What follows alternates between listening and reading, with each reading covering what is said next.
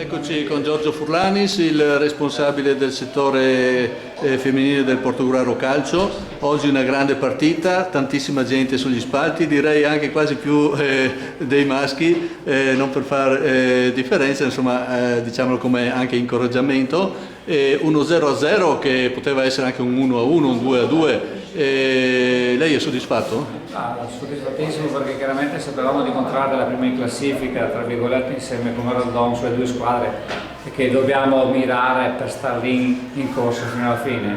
Le ragazze hanno giocato bene, sono state attente per la partita e comunque confermo anch'io il mio giudizio che il pareggio è giusto per entrambe, insomma hanno meritato il pareggio entrambe le ragazze. Se andava dentro quel pallone sarebbe stata proprio una beffa per Portogruaro agli ultimi secondi prendere il gol, insomma, ma il destino ci è stato clemente, insomma alla fine la scelta che ha fatto è giusta, mettiamola così. Facendo un bilancio, visto che è finito il girone d'andata, prospettiva e obiettivi di questa squadra? Sicuramente, visto il girone d'andata, chiaramente noi come società siamo soddisfatti, pur avendo lasciato due pareggi con le ultime due classifiche, per cui ci mangiamo un po' le mani adesso. Potevamo essere forse la prima o essere la seconda, molto vicina alla Raldon. Comunque molto soddisfatti, i presupposti nostri rimangono sempre quelli di restare in coda alla prima delle prime e giocarcela le ultime partite per poter accedere ai playoff e chiaramente, perché arrivare prima sarà difficile perché il Raldon, come diceva il nostro collega, è una squadra matura, furba, però la primavera è lunga, è caldo, per cui forse la gioventù nostra e quella dello stesso Altivolese può fare la differenza, perché ragazzi giovani che corrono un po' di più con il caldo soffrono di meno. Vediamo, noi chiaramente con i ragazzi ci siamo messi in mente di giocarcela sempre partita per partita. Loro continuano ad essere sempre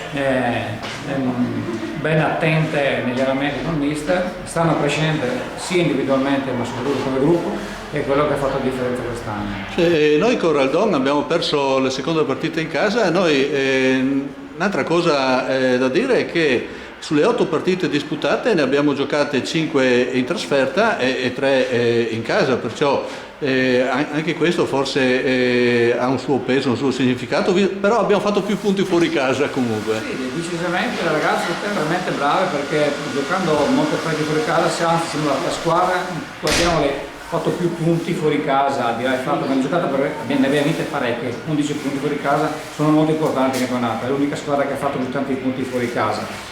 E chiaramente noi approfitteremo anche dell'andata di giocarcela in casa con il nostro pubblico, che oggi è stato così anche folto, speriamo che ci segua ancora, perché se le ragazze continuano a giocare bene vuol dire che c'è un po' di cambio. Chiaramente che il calcio femminile è nuovo a Portogruaro, è nuovo già in tutta Italia e il mondo, però sta crescendo. Vedo che la gente comincia a guardarlo con occhio di riguardo, per cui ben venga e cercheremo di dare questa soddisfazione ai nostri tifosi e di riuscire a raggiungere quel traguardo. Allora io volevo chiudere con una cosa, non voglio metterla in difficoltà, ma visto che c'è questa concreta possibilità, insomma, di giocarcela quantomeno al playoff per fare la promozione, per passare fare il salto di categoria, c'è la volontà eventualmente, c'è la voglia di andare su una categoria superiore, abbiamo i mezzi? Io direi di sì. Noi come dirigenza abbiamo fatto un po' due conti insieme anche al presidente dell'A, abbiamo visto che dalla D alla C non c'è questa grande differenza anche di impegno societario. Pertanto il nostro obiettivo è proprio quello di giocarsela e di fare il salto di qualità in Serie C, perché vediamo che abbiamo nelle gambe e nelle ragazze, pur avendo una delle squadre più giovani, perché la nostra media età è di 16 anni e mezzo, a media, per cui ragazze molto giovani che hanno necessità di crescere, per cui di fare il gruppo in questi anni. Allora un grazie, volevo solo sottolineare che lei, oltre che essere il responsabile del settore calcio femminile del Portogruaro, oggi era anche segnalina in campo. Sì, ma diciamo che io ogni partita preferisco essere lontano dalla panchina e godermi le ragazze guardando lontano, è la mia tensione che mi porta. Ma volevo approfittare anche un saluto a tutta la squadra del Serie D, fare gli auguri di buon Natale, buon ultimo anno e arrivederci al prossimo anno. Grazie.